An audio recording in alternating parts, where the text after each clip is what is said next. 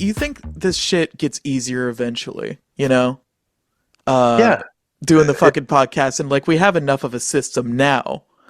Uh, but I think what we're getting better at is troubleshooting shit now, because before it would be like half an hour of like, why the fuck isn't my mic working?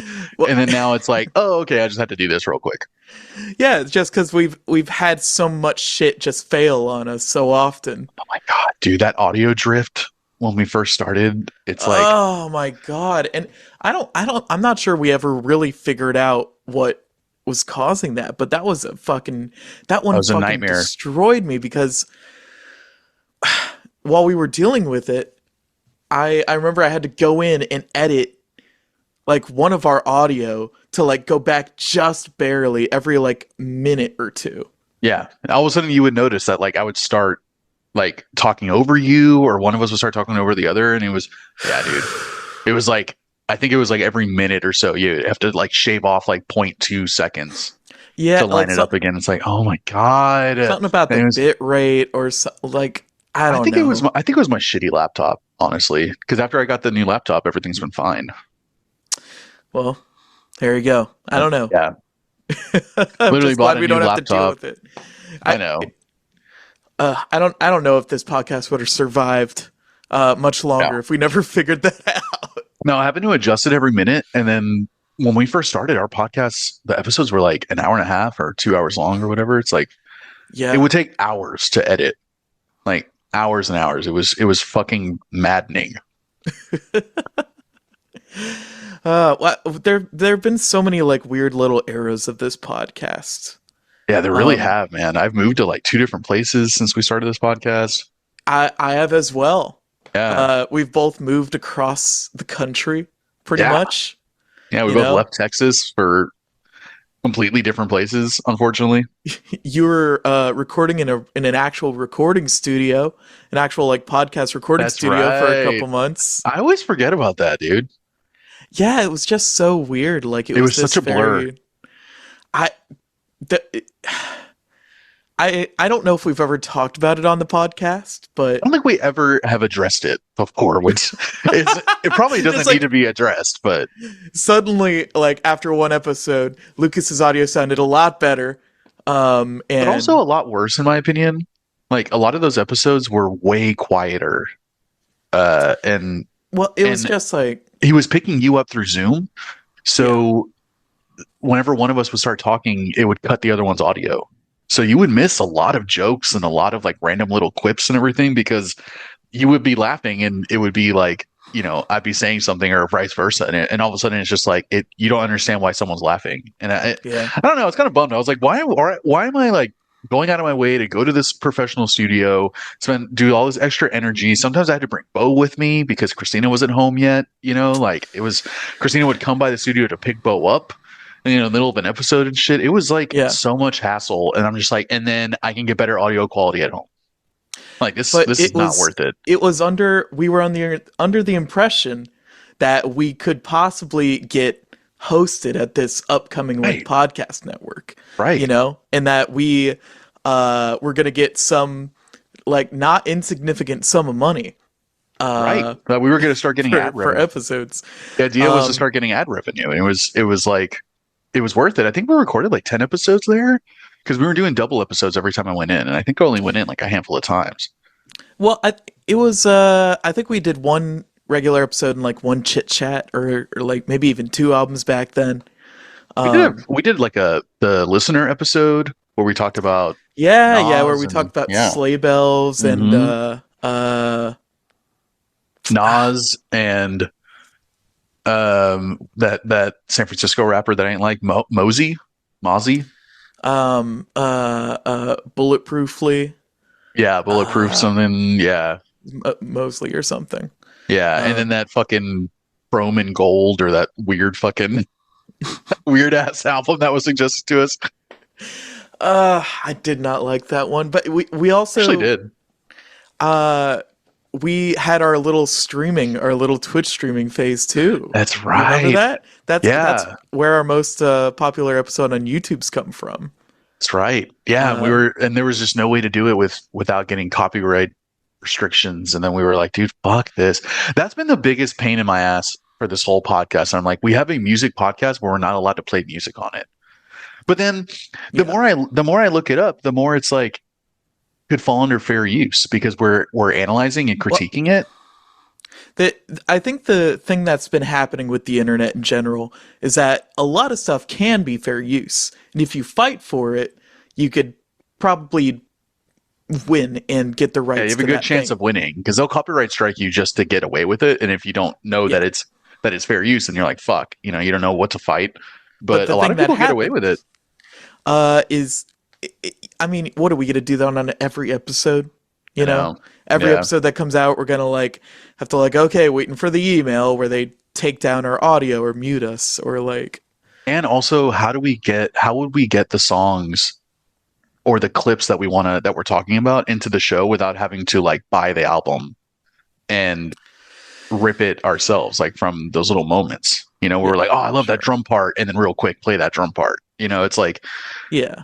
that's a lot. It's That's money. That's a lot of extra work. there. I mean, there was an era where we were doing that. We were putting little portions of songs in it like throughout the episode, Yep. or like just from our Narnugs, and we were like doing text edits on the videos too. Yeah. Oh, I was Because doing you a were lot of that.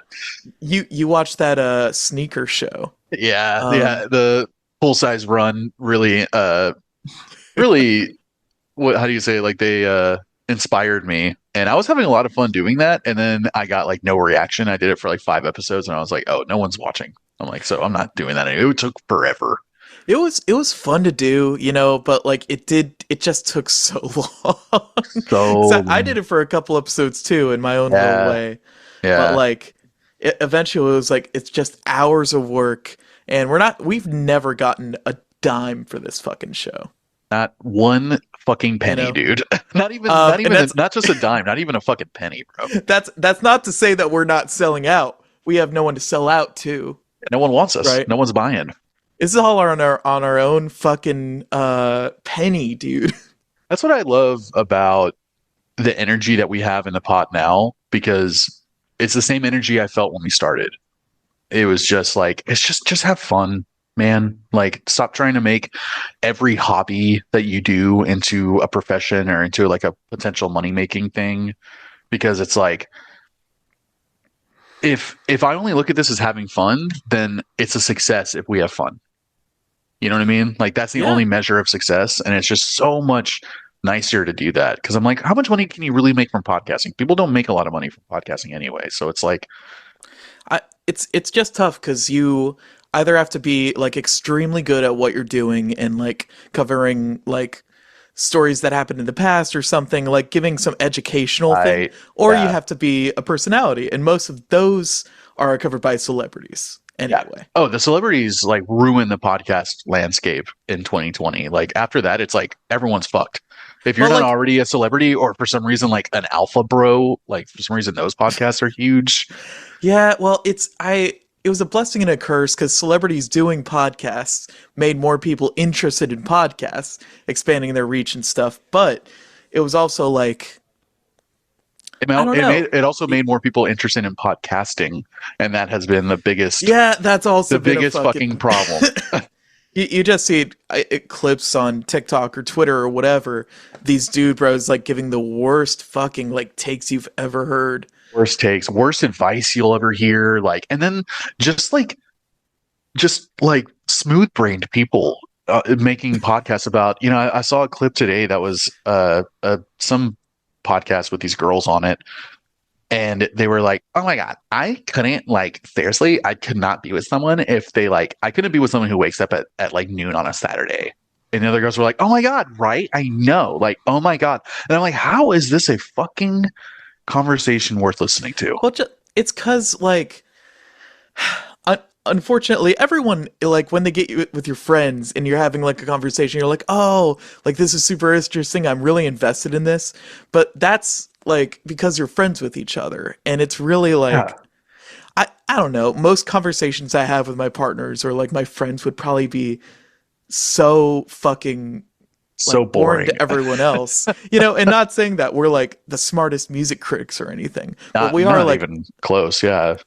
we're ultimately doing something. Like ultimately we are like talking about an album where like we have been We have a musicians for a goal. little bit, Yeah, you we have a know? goal in mind when we're talking about these records, like either trying to get our opinion across or trying to prove something about the record or whatever. And like Yeah. I But do, it was interesting. I was listening to the Krill episode, and that was with Devin, right? yep. Yeah. Yeah, and it was really interesting because Devin's also a musician, right? Yeah, she is.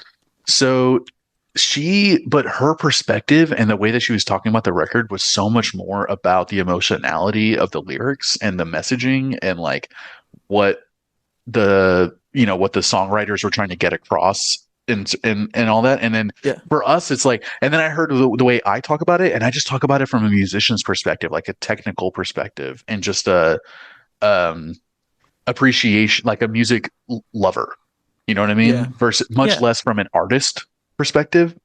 And it was really interesting. It's like Devin is clearly an artist and I'm clearly a musician, and I think there's a difference between the two. Well, it's especially since we've been doing this for podcast for like going on 3 years now, you Yeah. know? Um that it's kind of hard not to find some like subjective familiar pattern of like criticizing this stuff. Yeah, And it's true.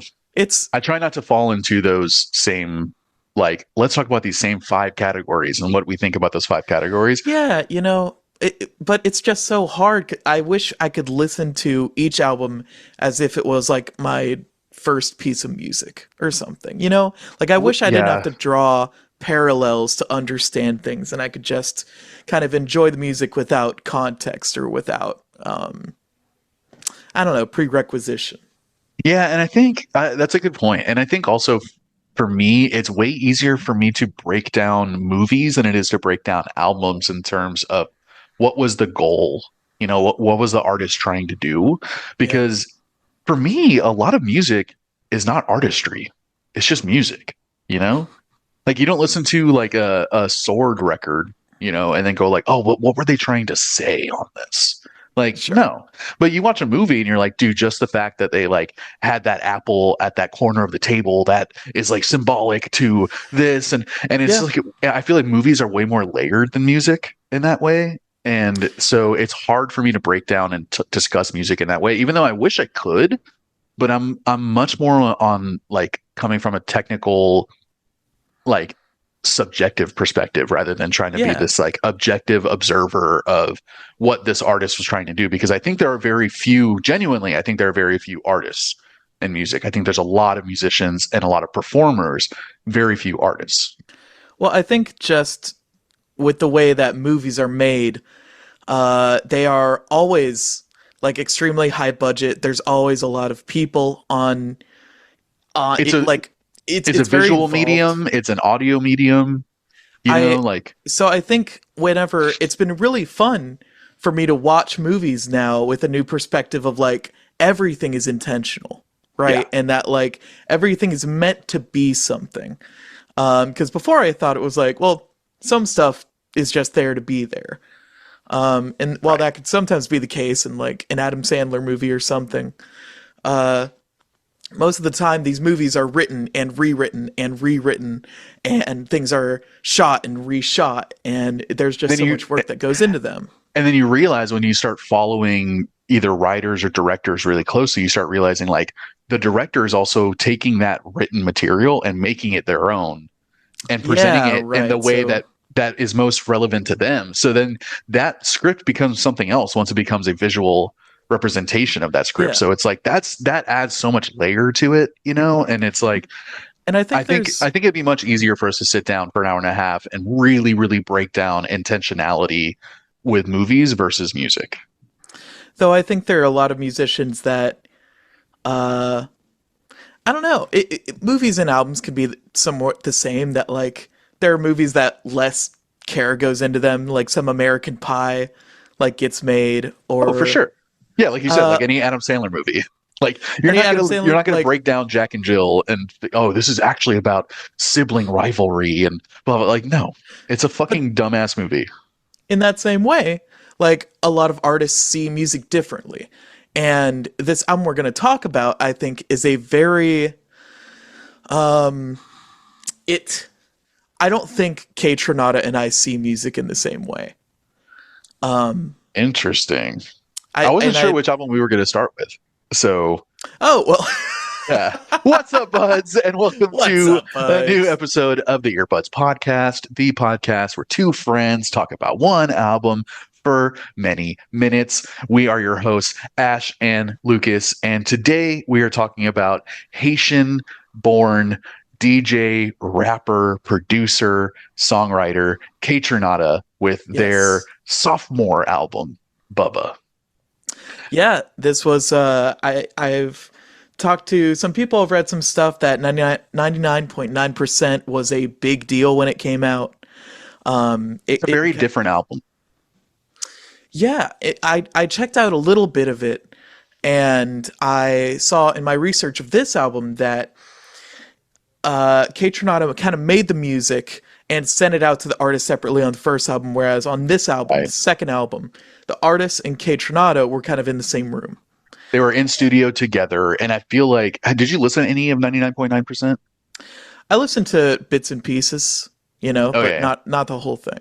I I was introduced to Kaytranada on this album, and then I went back to 99.9%, and it feels very much like a traditional hip hop record, where it doesn't sound like there's a lot of collaboration between artists on there. It does kind of sound like they're just passing the track around and everyone's just kind of doing their part, and then it comes back to the at the end and they piece it all together. This album feels much more collaborative than 99.9% did to me. Like this, because there's a lot of moments where there's there's a hook that gets repeated in the song, and then there's a sample that plays off of that hook. And I feel Sure. like that is a thing that is happening spontaneously or collaboratively, like in the moment. And I can feel that. Like the music on this record feels much more like fully fleshed out than 99.9% did to me. Well, I mean, yeah, that makes sense. I personally couldn't. I wish I could. I- Do you have any examples off the top of your head of like this collaboration between Kaytranada and the musicians? Because I honestly couldn't really discern much of any influence. You mean like what influenced the music? Well, just like I don't know. As we'll talk about throughout this podcast, this I'll just say it now that this album was kind of lost on me. Oh no, I thought you were gonna love it. I'm sorry, bud. Oh I wow. I've been thinking a lot about why we've had a lot of time with this album. I have a little list that I'll get to. Okay. But Well, this is gonna be interesting. all in all, I think to very quickly summarize this album, it is a vibe, vibe album. Dude, you took the words right out of my mouth. Like this, okay. Well, okay, we'll get to this. Okay. Is this the first dance record that we've talked about on our podcast? I I I I mean maybe. We don't really get into this kind of stuff a lot. There might be some pop albums that we've listened to. For sure, Max Um Frost and that type of like stuff. Lizzo, like Lizzo, if you're talking about like specifically, I don't know, something like this, something that has a little more like like a really house just trance feel. We haven't really yeah, talked about this type of stuff. Afrobeat. Like Yeah. I don't think we've talked about anything like that yet. Yeah. There's not a lot of Afrobeat on here, but there is one song that he kind of like goes a little all in on it. But had you ever heard Kaytranada before we decided to talk about it? Only on only headlining festivals, you know? Right. Yeah. And it made me so I was very excited to get into this to kind of see like what is this guy that I'm seeing headline all these festivals, got like the biggest name. Yeah. He's got all these features, even on the first album of like Huge features. notable people. On the first album he had like Anderson Paak, and Yeah. on this album he's got like Got like who do Mick we got on here? Jenkins, Bell, Yeah, yeah, Estelle, which I've Masego. not heard from Estelle in a very long time, I know, especially right? musically. Yeah, Um, it's like Masego, who's like really huge. Kali yeah, Yuki, yeah, Yukis, Kali Uchis, Pharrell Williams. Pharrell, yeah, he was a closing Yeah, track. But yeah, the first record had like Bad Bad Not Good and fucking Anderson .Paak on it. yeah, which And you that could Bad tell Bad which Not ones I Good album checked is out. so good. Yeah, that Bad Bad Not Good song is fucking good. That's one of my favorite songs of all time. That Weight Off No by Kaytranada. shit. Yeah, 100%. That Fuck, dude. doom doom doo doo doo doo doo doo doo doo doo doo. Dude, That bass line is amazing. we should just have a section. We should just have like a new kind of episode of the podcast where we just talk about one fucking song. Dude, and it could be a 20-minute episode, it doesn't have to be much. I love that No, idea. yeah, Yeah, I would be so into that. I love that idea. Yeah, I think like when I suggested this, it's because I genuinely love this album. But when I suggested it and I started listening to it, like, because you said, like, it's like you said, this is a vibe record. So putting it on to listen to with a critical ear, I was like, oh, I don't think this is gonna work. Like I don't think we have a lot to dig through and like mine out of this, because it just feels like purely energy, like purely vibes, and that's it to Yeah, me. and it's also one vibe. It is And the it's one same vibe. vibe. Yeah, It's the so same like vibe throughout the thing. it is. And like it makes this album really hard to break down and evaluate because it's just like set and setting is going to determine how much you dig this record and like what you get out of it. Like while Yeah, I would love to try and like break down this in terms of like what's the message? Like we were talking about before we started talking about the record. It was like what's the message? What was Kaytranada trying to do with this album? But to me it just feels more like a pure dance record than this larger artistic expression of anything other than vibes and fun.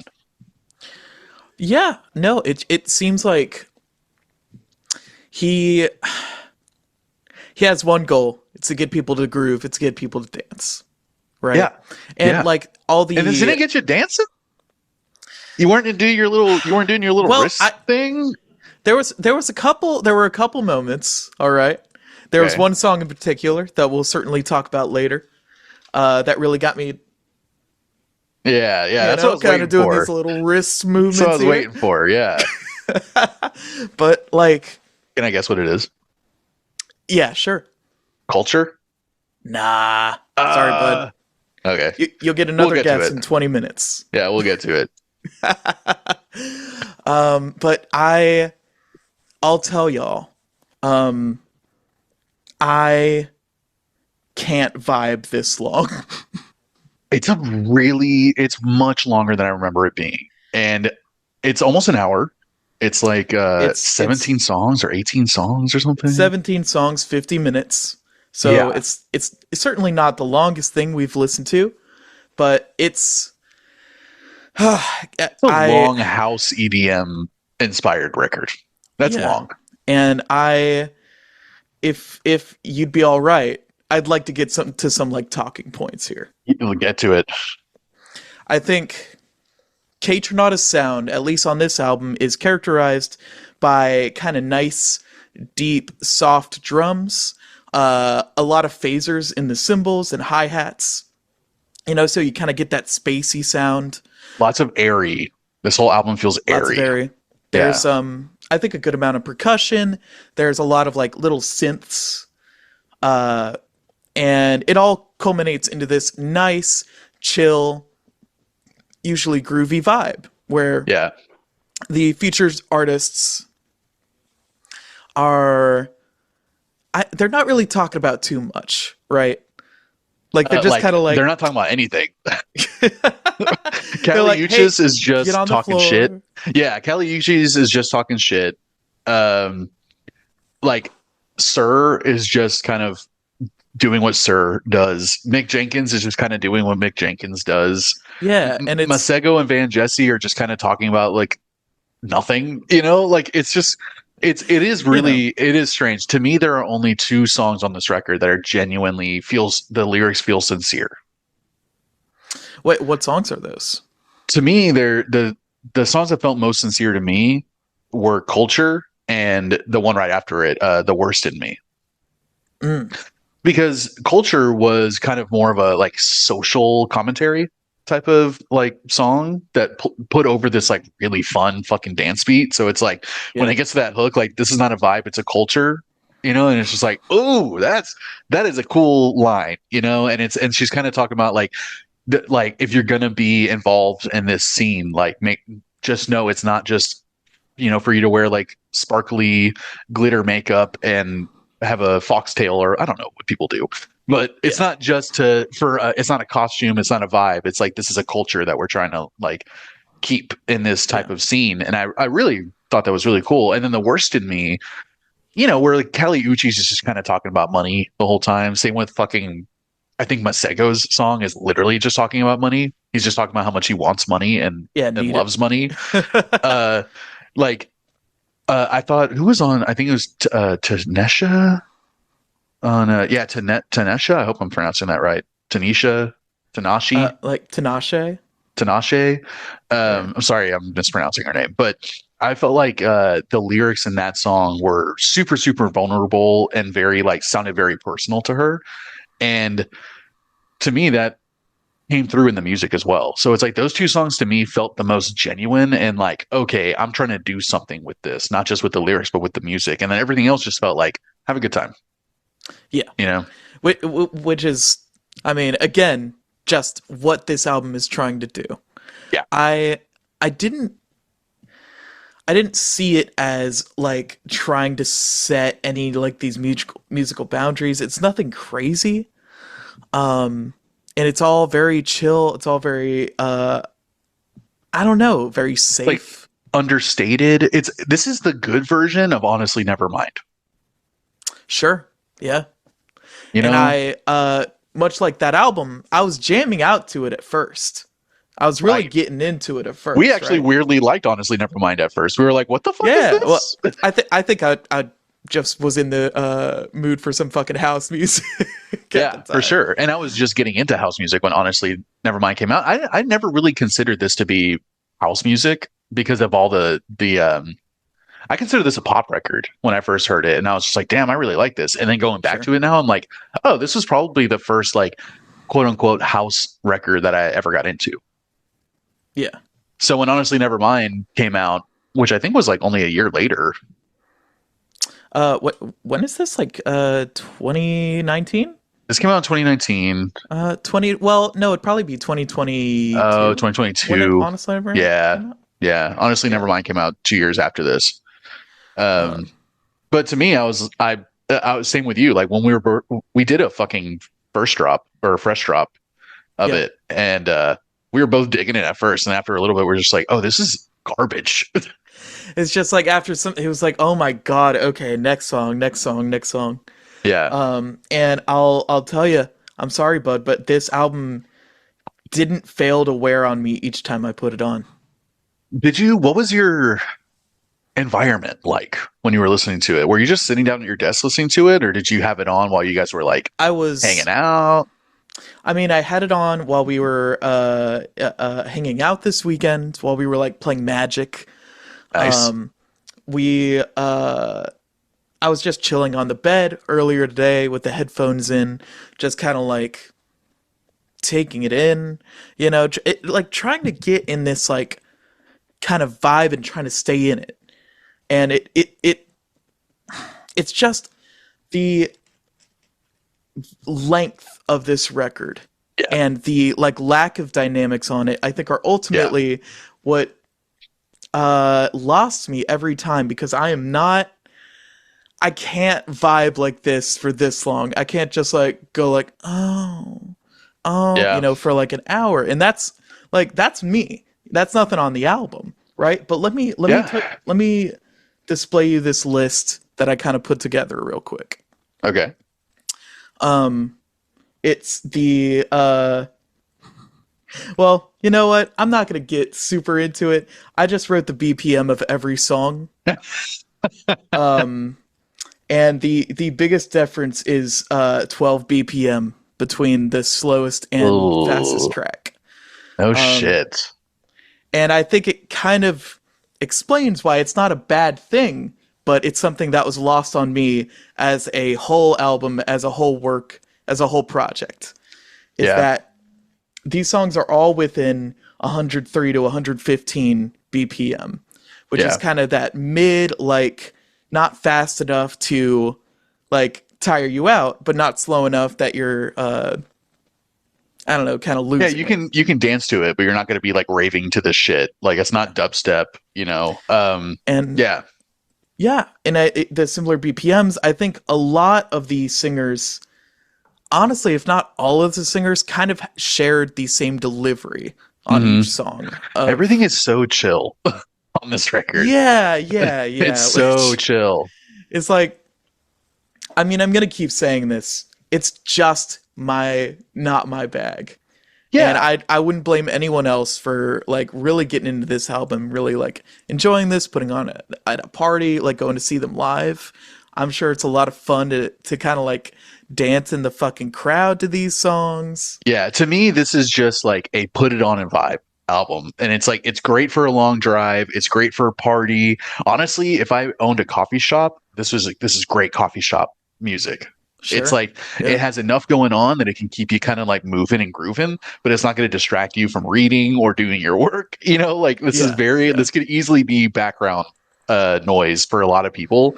But I think it does kind of tell you a lot about this record is because most of the songs do have features on them, right? So Yeah. like, and those songs have like, some of them have 50 million plays or whatever, but even the straight instrumentals, no vocals, just music, also have millions and millions of plays on Spotify. So there's I the connective tissue between all the songs make it feel like a 50-minute long track, yeah, pretty you much. know. And it's kind of the same thing as like Riverboat Gamblers and Washed Out and so many bands that we've talked about, that it's like, Yeah. if you do not like this one fucking thing that we do really Yeah. well, you're not going to like this record. It's not going to And go anywhere. I was just thinking about like the like the punk albums we've done before that are Yeah. like also like probably all the same BPM, all the same vibe, Yeah. but like why did I like those? I think it's because I can't fucking chill. Yeah, I'm this is like, this album is so, I first heard this record playing poker with friends. And when we mm, were playing poker, we were also drinking and also getting very, very high. And this album coming on, and like, you know, I'm like 4 beers in and fucking 5 blunts or whatever, and I'm just like, and I'm like yeah, losing yeah, money. yeah. I'm betting. I'm not even realizing what I'm betting on. You know, like, You dude, gotta dance the feelings away. I lost so much money playing poker with my friends because I would get so fucked up. I thought I'd have a full house, and then I actually had like a two pair or something. Like I was just like constantly fucking up. And Can, I would put on this music and just like not even give a shit. I'm like, I just lost $20. I don't even can care. do I know the friends? Oh yeah, Tyler, Chris, Alex, like you've met some of them. I meant to. Okay. I was You've I met was gonna guess Tyler. which one was raking in the most Oh, fucking money. Tyler was destroying us most of the time. And Chris actually won a lot. Chris won a lot of money most of the time. Damn. But yeah, we We're had like a having a poker fucking crew. we're doing a poker night this weekend. So jealous. It's gonna be Texas Hold'em, so I got Hell home yeah. state advantage. Hell yeah. But dude, I'm fucking scared. It's gonna be real money. Uh, I'm gonna fucking lose so much. Is it I can't bluff. is it just a I friendly like game? Is it with friends? yeah, it's just a friendly game. It's not a big deal. It's gonna be real money though. How But much is it's the gonna be like buy-in? I think $2. Oh, well, I mean like total chips, how many are you getting? $20? Oh, I don't know. Okay. But like I just like I can't I don't know. I'm so focused on like trying to get a hand that's playable that like I always lose money. I can never call anyone out on their bullshit. I don't even know how to do that, you know. It's all just lost on me, but it's still super fun. And I feel like this would be a great album for that situation. It is. It's just perfect vibes. But yeah, and it kind of tells you, it's like you don't need to even have a vocalist on any of these tracks for people to enjoy it. And And to me, that says a lot about like if you're into this type of music, Kaytranada is like for you. You know, like this is Yeah. not going to disappoint you at all. I really genuinely thought that you were going to fucking vibe to this. Like, I really thought I was like, oh, I could picture ass just like, on, I don't know, public trans and just fucking going somewhere and, just listen to this on your headphones and just being like, this sets the vibe. This is a very like level set. It's like, all right, y'all, this is the vibe for the next 50 minutes. And it's like, just let go and vibe. And I think honestly, like weed has a lot to do with it. Like I think weed can really help with this. Like, because a lot of Sure. these songs, like you described them, are very airy and light, and nothing's gonna be like um challenging for the ear. Nothing's gonna catch you Yeah. off guard. There's not gonna be any jarring moments or anything. So this is such a like sesh album where you're just like passing around a joint and just like session and listen to this and you're like, all right, now let's go out. Like to me, this is also like a listen to this getting high before you go out to the bars episode music. Yeah. Yeah. Yeah, no. And I like, And you can't do that. and I can't do that. I want you to tell me your favorite parts of this album that we like haven't gone over. Honestly, my favorite parts are your least favorite. So like, Well, because you, in rap at least, you like like kind of simple, repetitive beat, yeah. and for the vocalist to shine. Did you feel that same way here? I to be honest, there weren't a lot of standout features for me on this record. There are a lot of people on it, but no Yeah. one really. There's two vocalists that blew me away. Not blew me away, but two vocals that I genuinely thought added to the song. Yeah. I thought a lot of these songs could have stood on their own, and I would have gotten the same amount of enjoyment out of them without vocals on 90% of them. Mm. So yeah, but you're right. It's like and me and you have different tastes in hip hop because I do prefer a more straightforward, not simple beat, but much more straightforward 4/4. Don't fucking, use a power drill during part of the song or whatever. Like I'm not into that. You didn't like that clipping episode, I guess. I don't need to hear, I don't need to hear jackhammers in my fucking hip hop. So yeah, and I think a big difference between me and you, and I don't know if this is necessarily the case, but it's a theory of mine. Do you see yourself or feel that you're like an anxious person? Yeah, I think so. You think? I think I know I'm a very anxious person, and I like music that calms me down. Sure. And so I don't like and I listen to metal music, and metal music fucking calms me down too. But it is that kind of just make it a little bit more straightforward, make it a little more grooving, something I can bob my head to, and I'm gonna walk away in a better mood than when I started listening to it because it kind of like quiets down my brain, you know. Sure. And I think that's what this album does a lot for me. It's like I can sit down and get high and play, I don't know, NBA 2K or whatever, and just have this album on and just get lost. Like I have like barely any notes written for each song. Like because there's not much to talk about, Well, you know? no, I think yeah, no, I think your enjoyment of the album relies solely on whether you can vibe for it and how long. Yeah, 100%. And I think it might. Do you think it would be different for you if this was a 25-minute record? I think it would. Yeah, I think so too. I think if this were half as long, I would be able to like kind of stay in this mood the whole time. I wouldn't kind of just be here waiting for like songs to end and for like Yeah.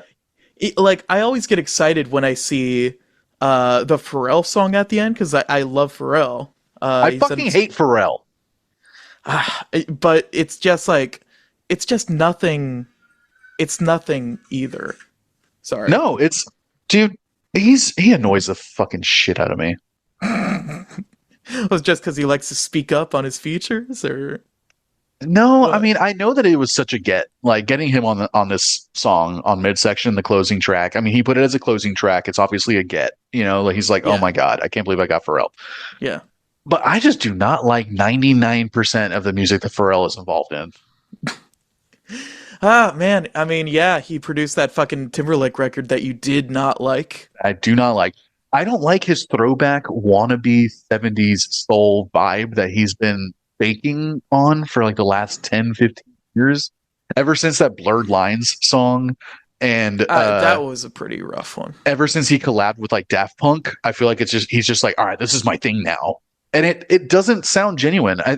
The last minute of midsection where there's no vocals and it's a completely different instrumental Yeah. is 1,000 times more enjoyable for me. There's just something about Pharrell that is like nails on a fucking chalkboard, and I can't stand him. I find him so obnoxious, Damn. and you can hear his influence on the music of midsection.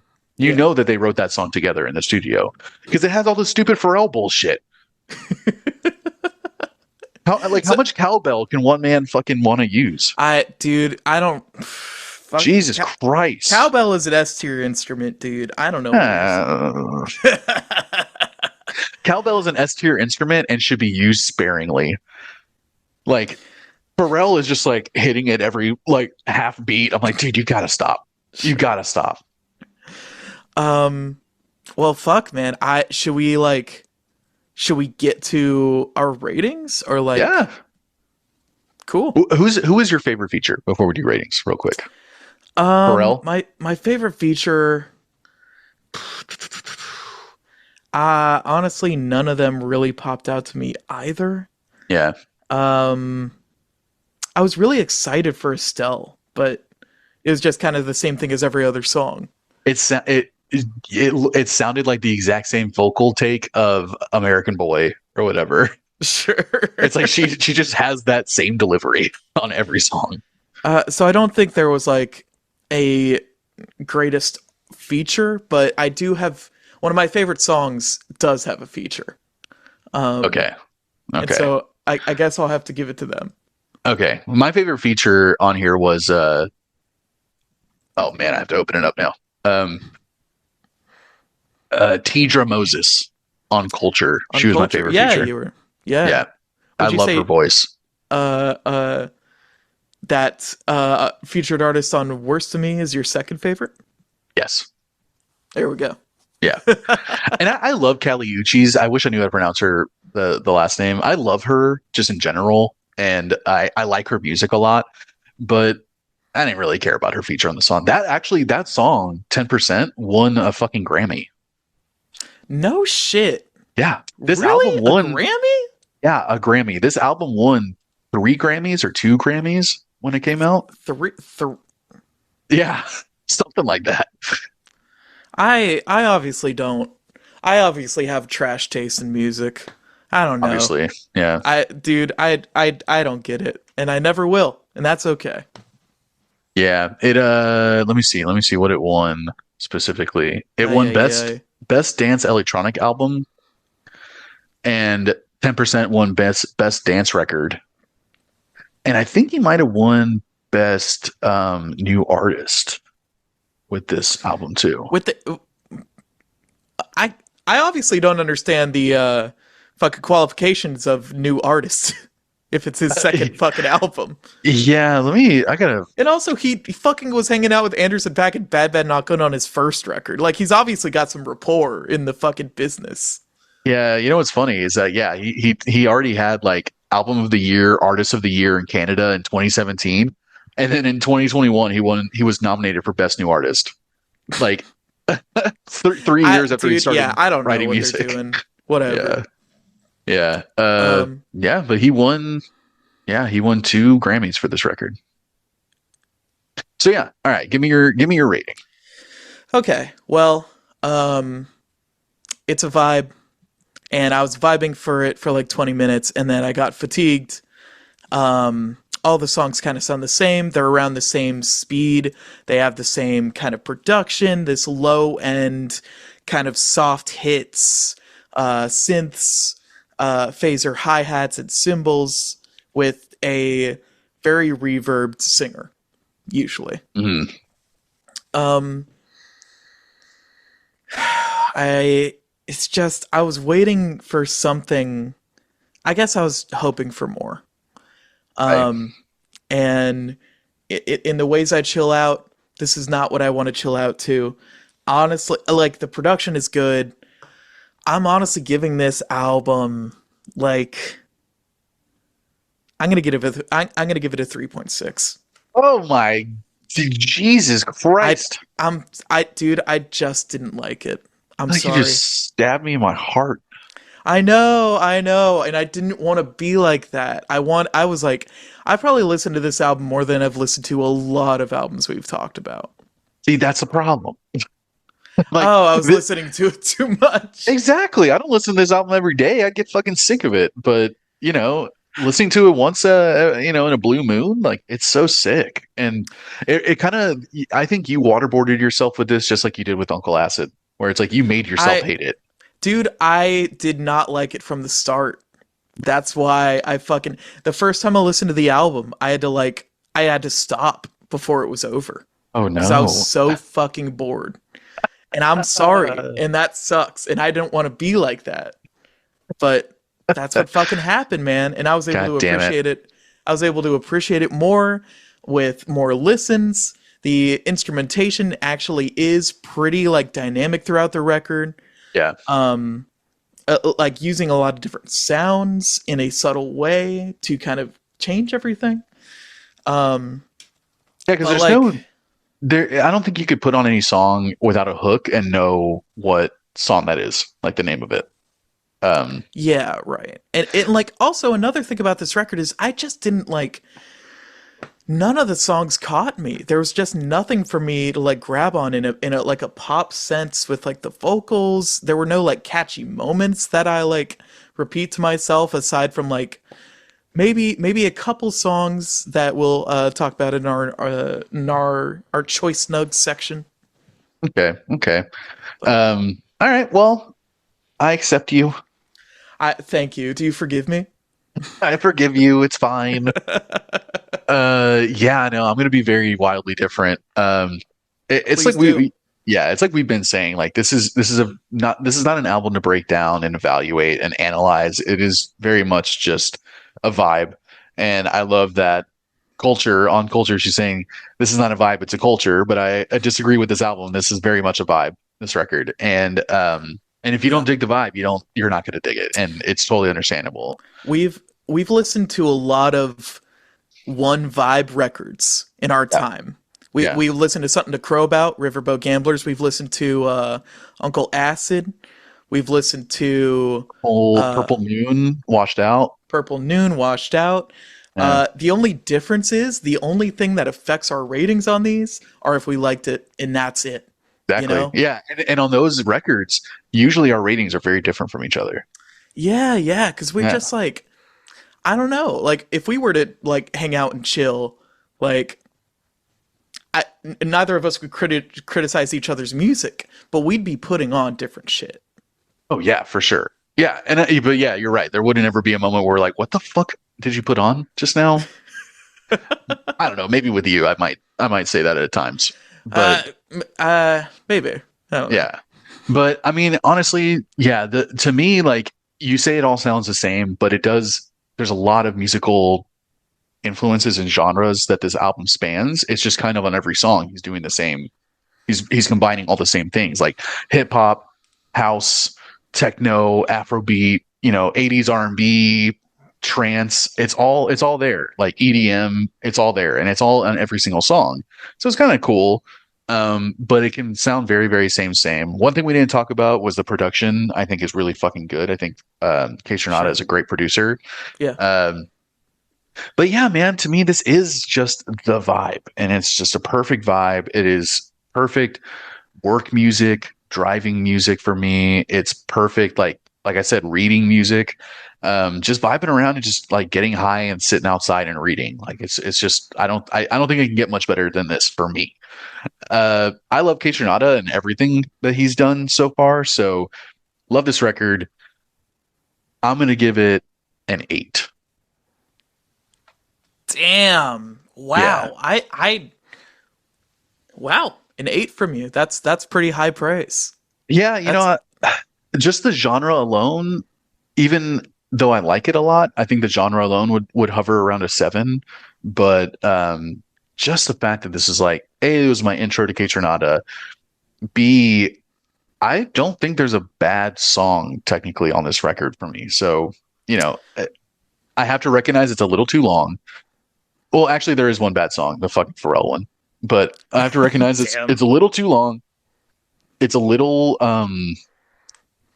meandering, and it doesn't seem to really, or maybe it's the opposite of meandering, but to me it's like there's not a ton of thought other than just like he wanted to make a attitude vibe record.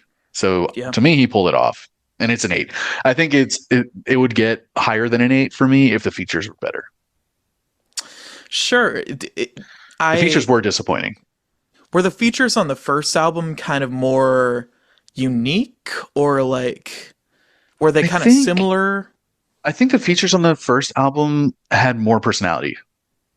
Mm, Like Vic Mensa, and there's no, Vic Mensa and Anderson .Paak, both rappers to their, Anderson .Paak is a rapper at times, in their own respects, but completely different rappers, sure. Yeah. and then you have like yeah, Bad Bad Not Good, which I think is so sick, and then you have Little Dragon. It's like all those people like really brought their vibe to it. When on this album, felt like everyone kind of came to Kaytranada and like absorbed his vibe and Yeah. did what Sure. he wanted them to do. It's a very Kaytranada album, is what you're saying. Yeah, this feels like it's 100% him. Yeah. Yeah. All right. Well, let's talk about some fucking songs, man. Do you Yeah, have any narnerable mentions? they're kind of all honorable mentions for me because it's hard to pick out anything that I like more than the other versus the two favorites. So Yeah. I don't really have any NARs. Okay. You want to tell me the one song you liked on this album? Well, I like two songs. Okay. This is the only song that I like with a guest, and I think you're kind of. I don't think you like it, but it is 10%. Oh, I like that song. It's good. Yeah, I don't know. It's just one of the only songs where I was like really kind of grooving along to it. I really like the delivery of, oh, you're trying to laugh at it. Da, da, da, da, da, da, da, da, da. 10%.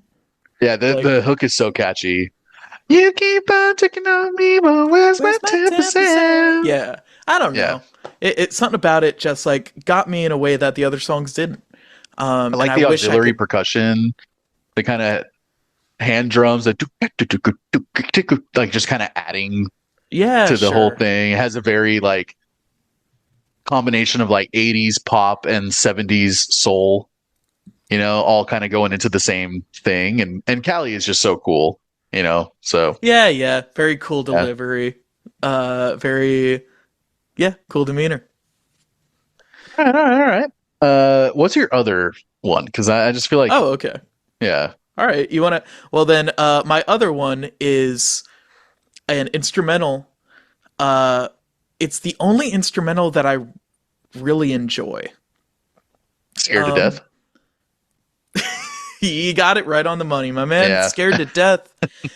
I think it's an interesting song that actually kind of evolves as it goes on. It sounds like a like 80s vaporwave, like Yeah. bad trip or something. It's very cinematic to me. Yeah, it's just like I don't know if Kaytranada did the Tron soundtrack. Like this Yes, this might be a totally. song on it. Totally. Yeah, that is my favorite instrumental on the album too. Yeah, Um, and I think it just evolves in a very cool way. In a way that like all the other instrumentals were just kind of the same thing the whole time. yeah, And they just felt more letting like it. lo-fi songs, the other instrumentals. Yeah, and it just Yeah. kind of like let them play out. They're pretty short, like 2 minutes, 2 minutes, 2 minutes. Yeah. Um, and this Not felt like like the fully only. fleshed out songs. This felt like an actual song because like you said, it had Yeah, movements, it had sections. yeah, and I don't know. I thought that was interesting enough to be my second choice nug. All right, all right, all right, all right, all right. Well, mine are probably pretty obvious already. My first and has always been my favorite song on the album is Culture. Culture, yeah, Yeah. I love Teacher's voice. I love the hook chorus. Like, it's not a vibe, it's a culture. And they're saying a word I can't say, but I love Yeah. that song. Love the vibe. I love the little short, like static, splashy snare. It almost sounds like a Game Yeah, Boy yeah. sound. Yeah, it almost sounds like Link hitting an enemy or something. Yeah, Like a little exactly. Yeah, I love that. yeah. Um, and it just feels the song is the most Afrobeat y of any of the songs too. It kind of has that Sure. so Yeah. it's the most Afrobeat forward song, and it's just so good, man. Those like airy pan synths in the background, and it's just awesome. I love the backup vocals too. The just just Yeah, doing the yeah, simplest sure. thing was so catchy. And my second one is the one right after, The Worst in Me. That, that makes sense. Yeah, I love Tinashe's voice a lot on this album or on this song. Yeah, I think there was like an interesting use of effects on her vocals the whole time. Yeah, To almost kind of like make her sound robotic in a way at a some little bit. points. Yeah, But I thought that was like pretty interesting. tons of like ping pong reverb on Oh her yeah, voice yeah, yeah. too. Like her voice is super wet, like really really reverbed and like really airy too. And I love all the songs where like the music's kind of going and then the kick drum comes in and then it's like, oh, we're all kind of like surrounded by the kick, Yeah, like can like you it's all imagine kind this of like live? enveloping. Yeah, Yeah, yeah, like it would go real. Feel real it'd nice. be so good. Everyone would just be like touching themselves and just sweaty and We'd be touching each other, touching each other. Yeah, it'd be like the Matrix orgy rave scene. I don't remember that from the You, series, you don't but remember that in the Matrix, the last Matrix? I've only ever watched the first one. Oh, well, that's probably not a bad thing. No, Um, no. no, but All yeah, right, and like I well, said before, this song feels like the most next to culture. It feels like the most sincere lyrics that I could actually like grab onto and appreciate and get something out of it. sure. Yeah, man, and the trend continues that these two favorite songs back to back. Yeah, yeah. I don't know what that's about. Um, I wonder if it's more a way they structure albums or if it's just more enjoying that track a lot, so the next track has a very good chance. I don't Maybe know. so. Yeah, it's like I think there's like I don't know because then it'd be very easy to go from a track that is your favorite one on the album to then the next one being disappointing. Sure. I think it's challenging and it's interesting having two back to back like that. But well, there it is. There she is, my There man. she I is. I wish I could have enjoyed the album a little better. But I don't think I'm gonna be listening to this again. Right. Unfortunately, that's too bad. But buddies, what did you guys think of this album? Let us know. Comment on our YouTube. Send us a message on Instagram. Fucking our Instagram is EBPcast. Our YouTube channel is Earbuzz Podcast. Anywhere that you can hear podcasts, you can hear us. Let us know what albums you want us to listen to. Recommend our episodes to your friends. We have a ton of different genres and things that we talk about. We have episodes that we just talk about music related things, not an actual album. Yeah. Like, what are your favorite commercial songs and what are your favorite video game soundtracks and shit like that? So there's a And lot to dive into. I want to start doing that, like just dissecting one song kind I of love that. episode soon. I love that idea. Yes, I'm super into that. Uh, but yeah, this is it. We're done. Yeah, dude. Our next episode is going to be something that I would more likely put on as like a chill hanging out album, a Yeah. chill hanging out vibe, and it is The Mouse and the Mask, the Adult Swim collaboration between Danger Mouse and MF Doom. In my opinion, that is a bona fide classic record. So I'm excited to talk about it. Hell yeah, dude. All right, buddies. Well, Ash, this was good. Lucas, this was good. Freaking see ya. Bye.